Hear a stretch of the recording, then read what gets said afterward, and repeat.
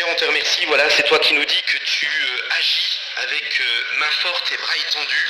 Et Seigneur, on te remercie parce que bien ça nous invite à nous inscrire dans cette action de foi. Et Seigneur, nous te remercions, nous voulons recevoir cette parole pour que cette parole puisse vraiment nous donner d'agir avec foi. Amen. Voilà, alors aujourd'hui j'aimerais parcourir quelques textes que l'on trouve dans les premiers livres de l'Ancien Testament. Et en fait, au cours de ces différents textes que l'on va lire, on va parcourir un peu plus de 100 ans de l'histoire du peuple d'Israël et voir comment une prise de position à un moment donné va avoir des répercussions pendant plusieurs années. Et mon but, mon souhait, c'est que ce matin, suite à l'écoute de cette parole, que cette parole ne nous laisse pas indifférents et que quand on va l'entendre, que l'on dise oui, moi aussi, aujourd'hui, je suis prêt à prendre position pour toi, et en sachant que si nous le faisons, cela aura des répercussions non seulement sur toute notre vie, mais sur tous ceux qui suivront après nous. Les textes que je vais prendre se situent dans les quelques jours qui suivent la sortie d'Égypte. Moïse vient de traverser la mer Rouge, et puis il se trouve à la frontière du pays promis. Dieu avait fait des promesses à Abraham, à Isaac, à Jacob, et qu'il a même renouvelé à Joseph, en lui disant qu'un jour il retournerait dans le pays de la promesse. Et c'est en vue de la réalisation de cette promesse que Moïse va choisir 12 responsables parmi le peuple pour les envoyer comme des espions pour voir comment ils vont pouvoir s'emparer du pays de la promesse. Et alors que les 12 espions reviennent après avoir observé le pays, voici ce qui se passe dans le livre des Nombres, au chapitre 13, à partir du verset 25. Nombre 13, verset 25. Le texte nous dit « Ils furent de retour de l'exploration du pays au bout de 40 jours. À leur arrivée, ils se rendirent auprès de Moïse et d'Aaron et de toute l'assemblée des enfants d'Israël à Kadès dans le désert de Paran. Ils leur firent un rapport, ainsi qu'à toute l'assemblée, et ils leur montrèrent les fruits du pays. Voici ce qu'ils racontèrent à Moïse. Nous sommes allés dans le pays que tu nous as envoyé. Véritablement, c'est un pays où coule le lait et le miel, et en voici les fruits. Mais le peuple qui habite ce pays est puissant. Les villes sont fortifiées, très grandes.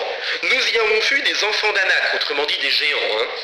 Les Amalécites habitent la contrée du pays. Les Hétiens, les Jébusiens et les Amoréens habitent la montagne. Et les Cananéens habitent près de la mer et le long du Jourdain.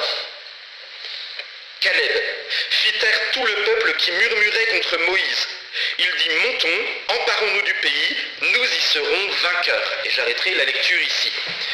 Suite à cette visite du pays, eh bien, il y a deux attitudes qui se dégagent. Et comme toutes les fois où Dieu nous fait des promesses, il y a toujours deux façons de se positionner par rapport à ce que Dieu nous dit. Le constat est le même pour tout le monde. Le pays est très beau. Oui, nous avons fortement envie de voir les promesses de Dieu s'accomplir, mais très rapidement, deux groupes se désignent. Un groupe majoritaire, donc ces 10 espions qui vont répandre cette parole au milieu de tout le peuple, et on se rend compte que très rapidement le peuple est attentif à la parole de ces 10 espions, qui est une parole qui vient mettre le doute. Dieu a-t-il réellement dit, nous avons toujours ce même parcours à travers la Bible, est-ce que je dois réellement croire que oui, les paroles de Dieu qu'il me dit sont bonnes, mais est-ce qu'elles s'accompliront réellement pour moi? Ou bien il y a cette deuxième attitude que l'on va voir un petit peu après. Pourtant, ce qui est assez étonnant, c'est que cela fait que quelques semaines qu'ils sont sortis du pays. Quand Moïse envoie pour la première fois les espions, ça ne fait que quelques semaines qu'ils sont sortis. Dieu avait fait des promesses de façon claire, et même, non seulement il avait fait des promesses, mais le peuple avait même déjà expérimenté à plusieurs reprises la fidélité de Dieu. La mer Rouge s'était ouverte devant eux, ils ont réussi à sortir sans embûche. Ils ont vu le miracle de la manne, c'est-à-dire qu'au lieu de mourir de faim, ils ont vu de la nourriture venir de façon surnaturelle auprès d'eux. Ils ont vu la façon dont Dieu s'est exprimé en leur donnant la loi. Vous savez, ils viennent de voir une théophanie, ils viennent de voir la gloire de Dieu être manifestée sur une montagne, avec des tremblements de terre, avec des éclairs dans le ciel. Bref, Dieu n'a pas été avare dans l'accomplissement de sa fidélité, et en contemplant l'histoire, ils auraient dû comprendre que que Dieu allait réaliser les promesses. Et pourtant, on constate que malgré tout cela, il y a une opposition, et face à cette opposition, eh bien, il va y avoir deux attitudes. Une attitude majoritaire, celles et ceux qui se tiennent dans le doute. Et puis, heureusement, il y en a quelques-uns, et hélas, à cette période-là, il n'y en a eu que deux, qui ont accepté de croire que lorsque Dieu dit quelque chose, eh bien, qu'il accomplira sa promesse. Certains s'en sont souvenus, mais pour d'autres, cela ne suffisait pas. Ils voulaient obtenir quelque chose de plus. Qu'est-ce qu'ils attendaient? On ne sait pas trop, mais ils voulaient obtenir quelque chose de plus. Savons-nous nous souvenir de ce que Dieu a fait? Et on se rend compte qu'à plusieurs reprises, dans l'Ancien Testament, l'Écriture nous invite à nous souvenir. Et pourquoi? Parce que lorsque l'on est en train de se souvenir de ce que Dieu a fait dans le passé, vous savez, c'est le but du témoignage. Souvent, des fois, de temps en temps, on demande à l'Église, est-ce que vous avez un témoignage à raconter? Le but, c'est pas juste de se faire mousser ou quoi que ce soit. Le but, c'est de dire que si Dieu a agi pour nous, ou si Dieu a agi pour un frère ou pour une sœur, eh bien, s'il était capable de le faire pour quelqu'un, c'est qu'il est capable de le faire pour moi. Vous savez, des fois, on est un peu découragé, puis en fait, on entend un truc, mais en fait, des fois, le Seigneur fait des trucs. Alors je vais mettre le mot de fou, mais plutôt de surnaturel derrière. Et Fiction, comment on dit surfiction surnaturel. Non, oui, non, mais qu'est-ce qu'ils regardent tous les gamins là? Science-fiction. Science-fiction. Voilà, c'est ça. Mais même ça dépasse du coup la science-fiction. Voilà, c'est quelque chose qui dépasse tout cela. Et en fait, qu'est-ce que c'est le plus grand des souvenirs auxquels nous sommes invités à croire, nous en tant que chrétiens? Les catholiques l'appellent l'anamnèse. Anamnèse en grec, ça veut dire souvenir. Pour celles et ceux... La mort et la résurrection, c'est ça en fait, c'est le moment, vous savez, où c'est qu'on prend la Sainte Seine, en fait, c'est le souvenir magistral, et c'est pour ça que nous la prononçons régulièrement. En fait, c'est ce souvenir que le Christ est mort pour nous, et donc s'il est mort pour nous, d'après vous, est-ce que c'est pour qu'il nous abandonne quelques semaines après? D'après vous, si quelqu'un a donné sa vie pour vous, est-ce que c'est pour qu'après, quand vous allez lui demander quelque chose, eh bien qu'il ne vous demande pas quelques petites choses dont vous avez besoin? Mais s'il a donné sa vie, eh bien c'est parce que derrière il nous aime et il nous garantit qu'il ne nous abandonnera jamais, et même pas dans la mort. C'est-à-dire que oui, un jour nous mourrons, mais je ne resterai pas dans le cercueil dans lequel je serai. Je ne sais pas comment ça se produira, mais un jour le Christ m'a fait cette promesse, oui, je descendrai dans la terre, mais de façon miraculeuse, il me relèvera de tout ça. Et même la plus grande des séparations n'aura pas d'effet sur moi. Un jour, de la même façon qu'il est ressuscité, je ressusciterai. Et donc, s'il m'appelle à vivre pour l'éternité, ça veut dire que même si j'ai des petites afflictions, des petits combats dans ma vie, eh bien, quand je dis petits, quand on les a en face de soi, en général, on voit plus des géants, mais eh bien, tout cela, ça nous dit qu'il ne nous abandonnera pas. Sa promesse se réalisera. Nous avons des promesses qui nous sont faites. Il nous a donné son esprit. Lorsqu'il est monté au ciel, il a dit « Je suis avec vous tous les jours jusqu'à la fin du monde ». C'est-à-dire que quand on a des sujets d'angoisse, d'incompréhension, eh bien on s'attache. Seigneur, tu m'as dit que tu serais avec moi. Eh bien, comme Caleb, je ne veux pas douter. Le Seigneur m'a donné une parole, je ne douterai pas. Alors ça veut dire que Dieu a un plan pour nous, il a un plan pour son Église, que Dieu a un plan pour l'Église d'Amiens, que Dieu a un plan pour chacune et chacun. Et donc, on se retrouve dans la même situation que dans notre texte. Face aux promesses que Dieu nous a données, comment est-ce que je vais réagir? Et les conséquences seront les mêmes que les positionnements que Israël prend. Une Église qui doute vivra la même réalité que le peuple d'Israël. Alors qu'ils auraient pu rentrer rapidement dans le pays promis, parce qu'ils ont douté, eh bien ils se sont arrêtés à la frontière et ils sont restés en stand-by pendant 40 ans. Et ceux qui n'ont pas voulu voir la promesse se réaliser, eh bien ne la voient pas se réaliser, ils restent dans le désert. Et ceux qui auront cru, 2 personnes, eux, traverseront la frontière. Ça veut dire que nous sommes responsables de notre foi. En fait, vous savez, même si vous avez plein de gens qui doutent à côté de vous, eh bien, comme Caleb et comme Josué, vous avez la possibilité de façon personnelle, la foi est quelque chose qui est à la fois collective, mais à la fois personnelle. Et donc, même si vous avez des gens autour de vous qui vous disent « mais non, il ne faut pas croire, il ne faut pas t'accaparer des promesses », eh bien, vous avez la possibilité de dire « non ». Et Caleb, il va aller devant le peuple en disant « je refuse de me mêler à votre manque de foi. J'exercerai la foi et je sais qu'à cause de cela, le Seigneur réalisera sa promesse. » Et donc cette seconde attitude, eh bien c'est celle de Caleb et de Josué.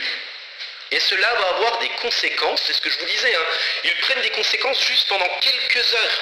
Ils savent s'opposer au peuple et ça va avoir des conséquences, on va le voir, pendant 105 ans de façon concrète et même par la suite. Hein. Cette petite différence à vue humaine, eh bien, va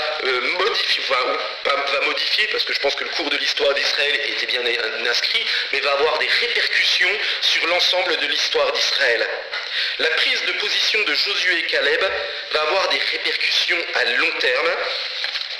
Et suite à leur prise de position, eh bien cela va avoir des conséquences. On va le voir dans Josué au chapitre 15, versets 13 à 17. Donc au bout de 40 ans, le peuple, sous la conduite de Josué, puisqu'il va devenir le remplaçant, entre guillemets, de Moïse, ils vont prendre possession du pays. Et voici ce qui va arriver à Caleb.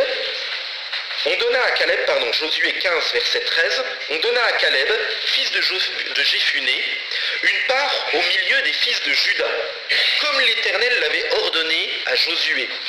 On lui donna Kiriath Arba, qui est Hébron. Arba était le père d'Anak. On va voir, on va le développer un peu. Caleb en chassa les 3 fils d'Anak, donc Sheshai, Ahiman et Talmaï, enfants d'Anak. De là, il monta contre les habitants de Débir. Débir s'appelait auparavant Kiriath Sepher. Caleb dit « Je donnerai ma fille Aksa en mariage à celui qui battra Kiriath Sepher et qui la prendra. » Othniel, fils de Kénaz, frère de Caleb, s'en empara. Et Caleb lui donna pour femme sa fille Aksa.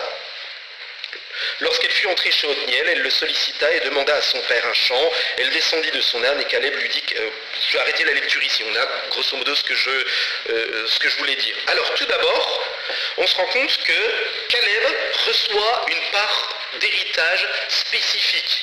Donc tous ceux qui n'ont pas cru ne reçoivent pas de part d'héritage, mais parce que lui, en tant que responsable, n'a pas douté, il va recevoir une part d'héritage spécifique. Mais ce n'est pas n'importe quelle part d'héritage. Les autres n'ont pas voulu prendre possession du pays parce qu'il y avait des enfants d'Anak, donc des géants. Et ce qui est très intéressant, c'est que lui va prendre cette région là où il y a les géants. En fait, parce qu'il n'a pas douté qu'il pouvait combattre les géants, eh bien Dieu va lui dire, parce que tu n'as pas douté, eh bien je vais te donner l'endroit où tout le monde a douté. Tu vas réussir à obtenir ce que les autres n'ont pas voulu prendre. En fait, je trouve que c'est vraiment énorme ce clin d'œil qui est fait. C'est peu importe la situation, mais si toi, tu ne doutes pas, quand bien même tout le monde doutera autour de toi, eh bien le Seigneur te donnera de recevoir ce que les autres n'ont pas voulu recevoir. Et parce qu'il a cru, eh bien il a vu de ses yeux le pays, et non seulement il l'a vu, mais il va goûter les fruits du pays. Voulons-nous vivre la présence de Dieu? Voulons-nous voir réellement les promesses de Dieu s'accomplir? Eh bien, c'est en nous tenant à l'écart de ceux qui manquent de foi pour rentrer dans les promesses que Dieu nous donne. Et l'histoire de Caleb va continuer. Et on s'en rend compte ici, il va avoir un gendre, mais il va avoir un gendre qui va avoir autant de foi que lui en a eu. Pourquoi? Parce que cela répond à une règle de la foi. Les gens qui ont la foi attirent ceux qui ont la foi. Les gens qui doutent attirent ceux qui doutent. Si demain, nous voulons avoir des personnes qui ont la foi dans cette église, eh bien vous aurez des personnes qui auront la foi si vous-même vous avez la foi. Si vous êtes une personne qui déborde de foi, eh bien tout d'un coup vous allez avoir des gens qui viennent au début qui sont un peu en situation de doute, puis vont voir que vous avez la foi. Et que quand vous avez la foi, vous voyez les promesses qui s'accomplissent, et bien qu'est-ce que ça fait? Eh bien vous allez avoir des personnes qui d'un coup disent, mais cette personne elle a la foi, elle prie et elle voit Dieu qui répond à ses prières. Et bien de façon naturelle, les gens vont dire, je vais faire comme lui. En fait, les gens qui ont la foi suscitent ceux qui ont la foi. Est-ce que vous voulez demain avoir une église qui est débordante de foi? Eh bien, c'est vous, la position que vous prenez vous aujourd'hui, qui aura des conséquences sur ceux qui sont autour de vous. Si vous voulez que vos enfants aient la foi, eh bien c'est vous-même en exerçant la foi et en leur disant, tu as un problème dans la vie, tu vas faire comme moi, tu vas prier, et puis d'un coup vous allez avoir des enfants qui vont se mettre à prier, puis le Seigneur va les exaucer. En fait, on a une foi, vous savez, la foi elle est contagieuse. En fait, je trouve ça vraiment génial. Une église qui a la foi est faite de personnes qui ont la foi. Et c'est ainsi qu'un fonceur comme Caleb va trouver autour de lui une personne qui est Othniel. Othniel, donc c'est son jeune frère, donc qui est sans doute le fils de son père, mais peut-être pas le fils de sa mère. Très certainement, c'est un demi-frère, ce qui se passe assez régulièrement dans l'Ancien Testament. Mais ce que je trouve intéressant déjà, c'est que très certainement à la base, il y a un papa qui a la foi et qui a éduqué Caleb en lui disant, quand Dieu te dit quelque chose, tu écoutes ce que dit Dieu et tu vas le faire.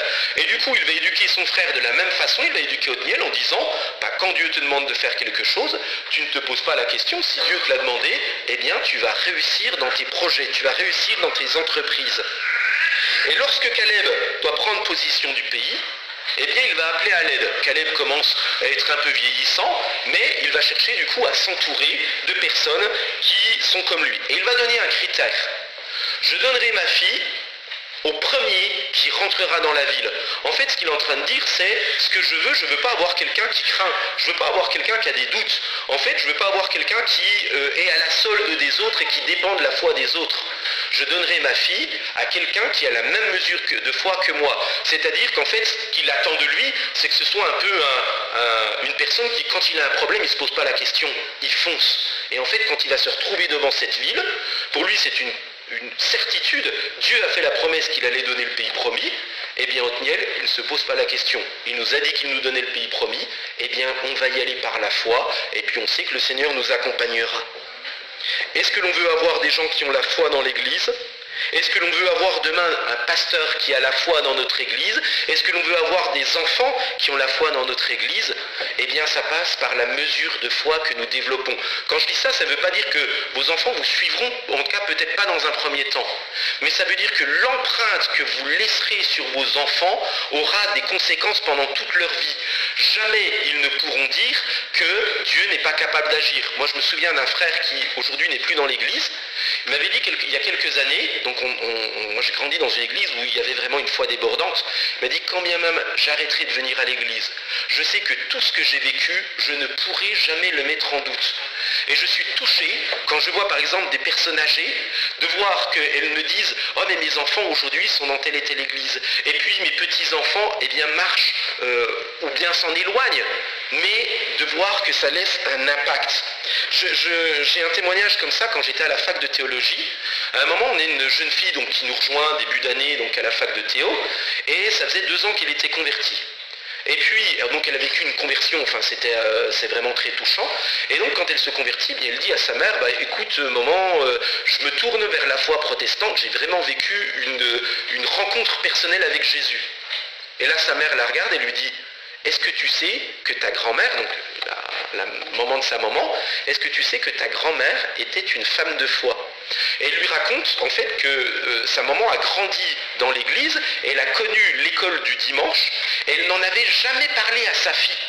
Mais parce que la grand-mère était une femme de foi et qu'elle a prié, et donc que sa grand-mère avait lu un livre de témoignages, j'ai eu l'occasion de le lire, je serais content si un jour mon épouse écrit un livre pareil et puis que ça se transmet dans la famille.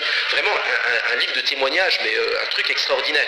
Et donc la grand-mère était une femme de foi, la fille n'a jamais trop voulu en parler, mais parce qu'il y a eu la foi, ça a eu des répercussions par la suite. Et je crois vraiment que notre foi a des conséquences et se répand, et même de façon, même des fois, à ce qu'on est surpris, on ne s'attend pas de la façon dont ça agit. Si on veut vivre de belles choses pour l'Évangile, c'est en étant entier et convaincu dans sa foi. Et l'engagement de Caleb et Josué va avoir des répercussions à long terme. Dans Josué au chapitre 24, verset 31, il est dit que pendant toute la vie de Josué, personne ne s'est éloigné de la parole de l'Éternel, mais non seulement pendant sa vie, mais aussi pendant toute la vie des anciens qui ont connu Josué. Et donc la foi suscite la foi, et la foi suscite la victoire. Et tant qu'il y a eu des personnes qui ont vraiment eu une intimité avec le Seigneur, eh bien cela vraiment a atteint tous ceux qui étaient autour d'eux. Peut-être que vous vous posez des questions sur votre avenir. Peut-être que vous vous posez la question en disant, mais est-ce que ça vaut vraiment le coup de se combattre pour la foi quand on voit toutes les situations, toutes les lois qu'il y a autour de nous ? Eh bien, pour moi, c'est une conviction profonde que l'on reçoit dans ce texte. Si on croit, cela fait la différence. Et dans ce texte, les gens qui ont douté, cela a eu des conséquences pendant 38 années, ils ont erré pendant 38 ans dans le désert, mais Caleb, qui a eu la foi, non seulement pendant 40 ans, il va lui garder la foi, mais ensuite, pendant 25 ans, il va y avoir la prise du pays, il va hériter de la promesse. Mais ensuite, on voit dans Juge au chapitre 3, versets 7 à 11, que son gendre va s'inscrire dans la même lignée. Je vous le lis, Juge chapitre 3, versets 7 à 11. Les enfants d'Israël firent ce qui déplaît à l'Éternel. Donc on est 25 ans après la prise du pays promis. Donc Josué est mort et on est 25 ans après la prise du pays promis. Verset 7, Les enfants d'Israël firent ce qui déplaît à l'Éternel, ils oublièrent l'Éternel, ils servirent les Baals et les idoles. La colère de l'Éternel s'enflamma contre Israël. Il les vendit entre les mains de Cushan-Rishathaïm, roi de Mésopotamie. Donc en fait, ils vivent une situation où ils sont asservis à un autre roi. Et les enfants d'Israël furent asservis 8 ans à Cushan-Rishathaïm. Les enfants d'Israël crièrent à l'Éternel.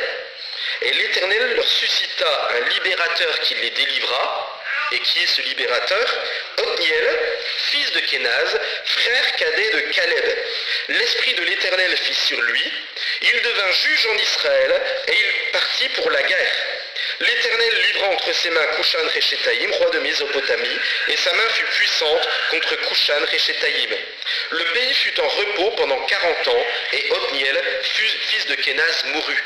Et en fait, on se rend compte que donc, il y a 40 ans dans le désert, donc 40 ans où Caleb garde la foi. Ensuite, il rentre dans le pays promis. C'est un homme, c'est un officier, entre guillemets, dans l'armée, qui va mener le peuple à la victoire pendant 25 ans. Et alors qu'on va se dire, mais tout va s'arrêter avec cet homme-là? Non. Parce qu'il a eu la foi, eh bien la personne qui va se lever, qui a été aux conséquences de sa foi, va encore conduire le peuple dans la victoire pendant 40 ans. C'est-à-dire que la prise de position à un moment donné de Caleb va avoir des répercussions jusqu'à 105 ans après. Moi je trouve ça génial. Moi c'est vraiment une espérance, vous savez.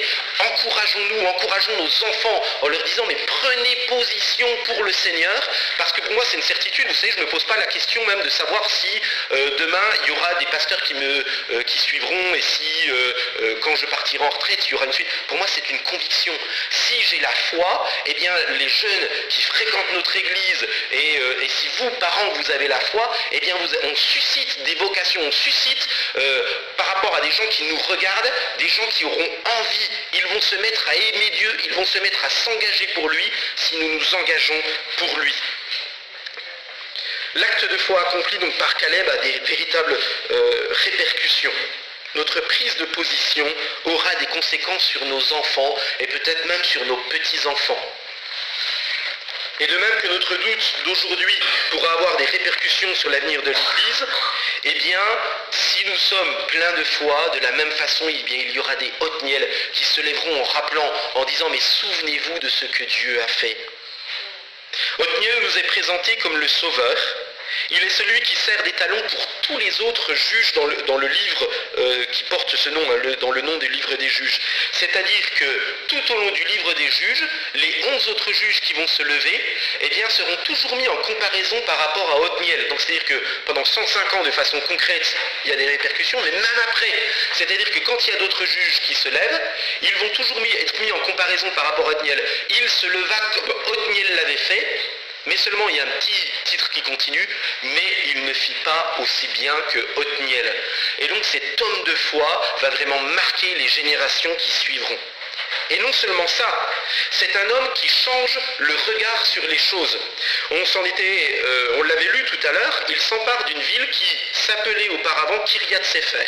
Kiryat Sefer, en fait, ça signifie la ville du livre. En fait, autrement dit, c'est des gens qui ont une Bible, mais la Bible c'est un livre, et c'est un livre qui raconte des histoires. Mais lorsqu'ils s'emparent de la ville, ils changent le nom de la ville, ils l'appellent Débir, ça veut dire parole, ou c'est un oracle, ça devient une parole vivante. C'est-à-dire qu'en fait, suivant la foi que vous allez exercer, en fait ce livre peut simplement rester un truc que vous allez ouvrir de temps en temps et ça raconte des belles histoires. Soit on y accorde une foi, et en accordant la foi, cette parole va devenir une parole vivante, une parole qui fait que le Christ n'est pas seulement quelqu'un qui a vécu en l'an 30 en Palestine, mais c'est quelqu'un qui peut faire que le Christ devient réellement vivant et agissant dans notre vie. Elle devient véritablement parole vivante. Et j'aimerais conclure en disant que si comme la position de Caleb a eu des conséquences sur l'histoire d'Israël, et que ce n'est pas simplement resté une histoire morte, mais qu'elle est devenue parole vivante, eh bien peut-être que ce matin, notre prise de position face aux géants que nous avons en face de nous, eh bien elle pourra peut-être avoir des conséquences sur notre avenir, peut-être des conséquences sur l'avenir de nos enfants, de nos arrière-petits-enfants. Alors ne nous décourageons pas. Le découragement a eu des conséquences, avec un impact qui est quand même resté à long terme, 38 ans, mais de la même façon, si nous prenons courage aujourd'hui, eh bien, à beaucoup plus long terme, cela peut avoir des conséquences. Un siècle dans notre texte, et peut-être que suite à l'engagement de quelqu'un ce matin ou dans les jours qui viennent, peut-être que cela aura des conséquences sur tout son avenir et sur l'avenir de sa famille. Est-ce que nous voulons avoir une église qui marche dans la foi dans 20 ans, dans 30 ans, dans 50 ans? Eh bien, ne laissons pas nos enfants gérer la foi que nous n'avons pas eue. Nos enfants auront la mesure de foi que nous leur inculquerons et que nous arriverons aussi à déverser sur eux. Ce texte n'est pas là pour nous amener à contempler Othniel, ni même Caleb. Othniel et Caleb sont morts, ils sont enterrés, et leur foi ne pourra pas avoir de conséquences sur la nôtre. Mais par contre, nous sommes invités, au travers de ce texte, de voir celui qui est notre grand libérateur. Elle nous invite à contempler le Christ, qui est mort et qui est ressuscité. Elle nous invite à nous souvenir que de la même façon que le Christ est mort et qu'il est ressuscité, qu'il nous ouvre à la vie, eh bien que nous-mêmes, nous pouvons aussi répandre la vie en plaçant notre foi en lui.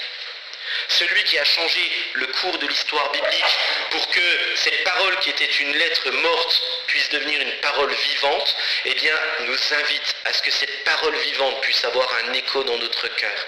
Ne restons pas sourds, ne restons pas insensibles à cette parole du Christ qui nous dit « Levons-nous et prenons possession de ce que ceux qui sont incrédules ne veulent pas saisir.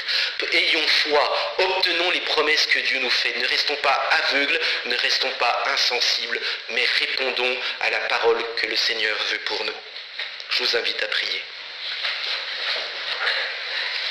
Seigneur, nous te remercions parce que des fois on arrive et on est un peu dans le manque de foi, dans l'inquiétude. Qu'est-ce que tu vas bien pouvoir faire pour nous? Eh bien cette parole elle est là, Seigneur. Et elle nous dit que de la même façon que tu es ressuscité, que nous ressusciterons nous aussi un jour. Elle nous dit qu'il n'y a rien qui peut empêcher l'Église de tenir ferme. Et Seigneur, nous voulons vraiment avoir cette foi de Caleb, cette foi de Othniel, mais bien plus. Nous voulons avoir foi en toi. Tu es plus grand que Caleb, tu es plus grand que Othniel. Et Seigneur, nous te bénissons. Ce matin, nous affirmons que nous avons foi en toi et que cette foi n'est pas l'être morte, mais qu'elle est l'être vivante et qu'elle va pouvoir changer les choses et les situations qui sont autour de nous. Nous te remercions, Seigneur, parce que tu es un Dieu vivant et tu nous appelles à la vie. Et nous voulons ce matin rentrer dans cette vie. Merci vraiment de tout cœur pour ce que tu fais pour nous. Amen.